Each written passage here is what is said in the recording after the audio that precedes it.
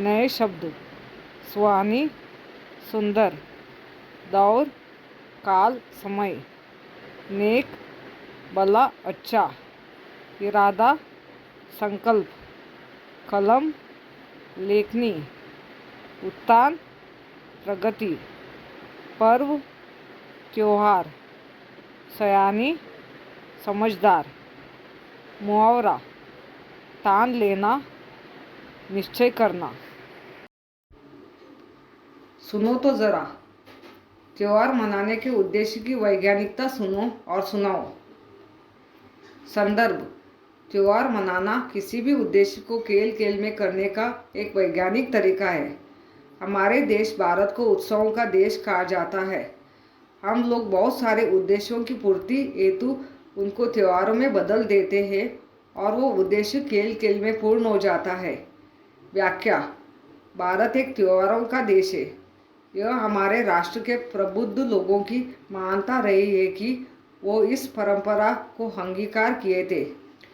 त्योहार के रूप में किसी भी उद्देश्य को पूरा करने की जो वैज्ञानिक समझ है वो हर कार्य को आसान कर देती है।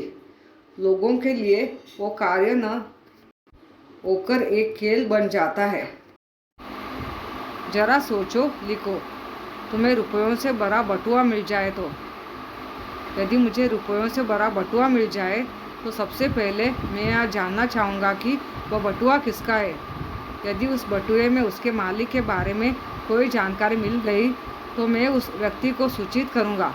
उसे विश्वास दिलाऊँगा कि आपका बटुआ मुझे मिला है और मैंने उसे संभाल कर रखा है।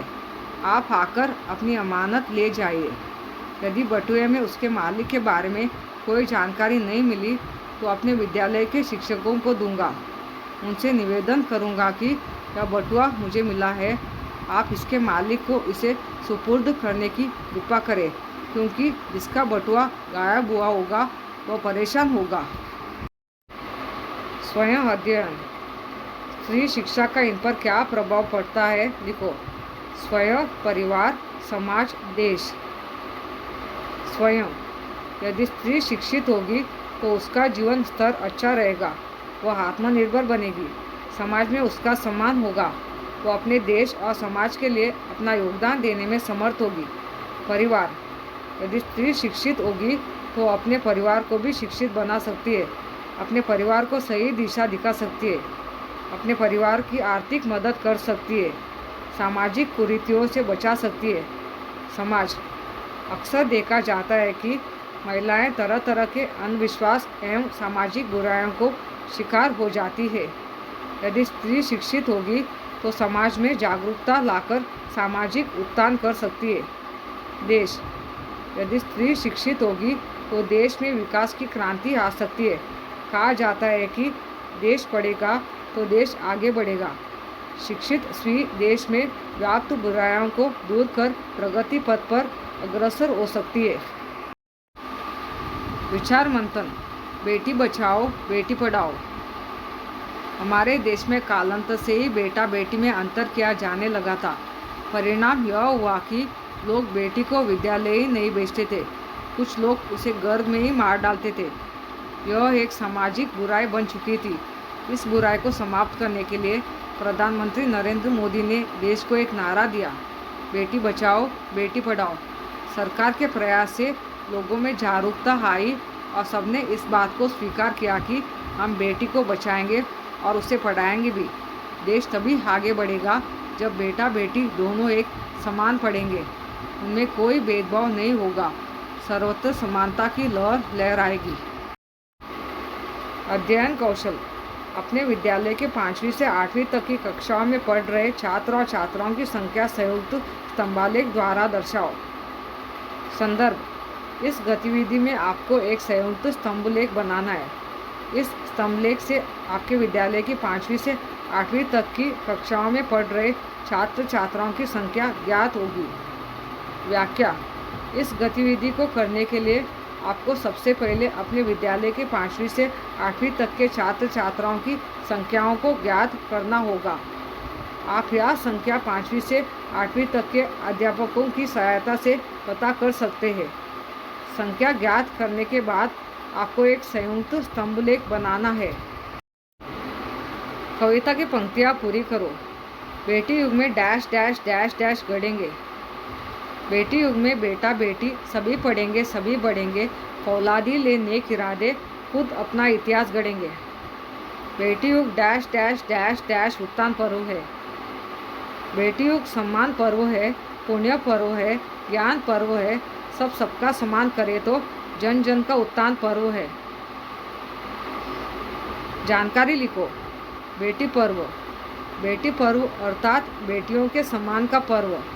उनको बेटों के समान महत्व देना, उनकी परवरिश पर उचित ध्यान देना, बेटियों के साथ किसी भी प्रकार का भेदभाव न किया जाए, उनकी शिक्षा दीक्षा भी बेटों के समान की जाए, बेटियों को आगे बढ़ने के, स्वयं को स्थापित करने के समुचित अवसर प्रदान किए जाएं। शिक्षामय विश्व। शिक्षामय विश्व का अर्थ है विश्व में सभी लोग पढ़े लिखे हो। जब सारा विश्व पढ़ा लिखा होगा तो सभी विकास के लिए ही प्रयत्नशील रहेंगे। कोई भी किसी प्रकार का विनाश नहीं चाहेगा। सभी वसुदेव कुटुंबकम में विश्वास करेंगे। पृथ्वी पर शांति का वातावरण होगा। कोई किसी का हक नहीं छीनना चाहेगा। सबके मन में संतोष की भावना होगी। भाषा की ओर। निम्नलिखित शब्दों के युग्म शब्द बताओ और वाक्यों में उचित शब्द युग्म लिखो। गांव डैश डैश उधर, घूमना डैश, दन डैश डैश पहचान, खुदा डैश डैश फूल, घर डैश, गांव गांव, इधर उधर, घूमना फिरना, धन दौलत, जान पहचान, कूड़ा कचरा, फल फूल, घर घर। अथक परिश्रम से उसने धन दौलत कमाई। सेहत के लिए घूमना फिरना अच्छा होता है। दीपावली में घर घर मिठाइयाँ बनती है। अंतर्जाल की सुविधा गांव गांव में उपलब्ध है। बाजार से बहुत सारे फल फूल खरीद कर लाए। बच्चों ने मैदान पर फैला कूड़ा कचरा इकट्ठा किया। समारोह में सभी जान पहचान वालों को आमंत्रित किया। बगीचे में आते ही सभी बच्चे इधर उधर दौड़ने लगे। निम्नलिखित प्रश्नों के उत्तर एक एक वाक्य में लिखो। कवि किस कहानी को लिखने की बात कर रहा है? कवि बेटी युग की नई कहानी को लिखने की बात कर रहा है। जब देश पढ़ेगा तो क्या होगा? जब देश पढ़ेगा तो देश आगे बढ़ेगा और तरुण जवानी दौड़ेगी। कवि ने मन में क्या ठाना है? कवि ने मन में ठाना है कि सारे जग को शिक्षित करना है। जग ने किसकी शक्ति को पहचाना है? जग ने पुस्तक और कलम की शक्ति को पहचाना है। समानार्थी शब्द लिखो। दुनिया, जग, पुत्री, बेटी, किताब, पुस्तक, पवित्र, पावन, हिम्मत, शक्ति, त्योहार, पर्व, उन्नति, उत्थान, स्वर्ण, सोना, वायु, हवा। विरोधार्थी शब्द लिखो। बेटा, बेटी, पुराने, नए, वृद्ध, तरुण, अशिक्षित, शिक्षित, अधूरी, पूरी, अपावन, पावन, अज्ञान, ज्ञान, अपमान, सम्मान, पतन, उत्थान।